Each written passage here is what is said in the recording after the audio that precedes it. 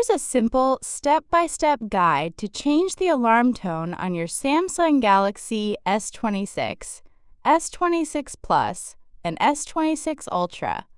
You can even wake up to your favorite song, no more boring default alarms.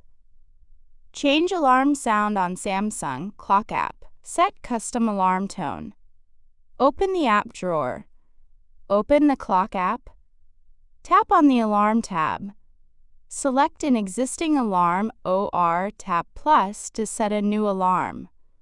Tap Sound. Choose from Bixby Alarm, Spotify, Ringtone. Tap Ringtone. Choose the alarm sound from the list.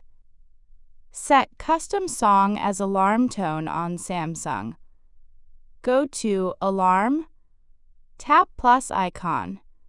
Tap Sound, tap Ringtone. Tap the plus icon at the top right corner. Tap the Folders tab at the bottom. Select the audio or MP3 file you want to set from your phone. Tap Done at the top right.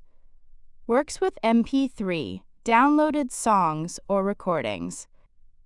And that's it. Thank you for watching.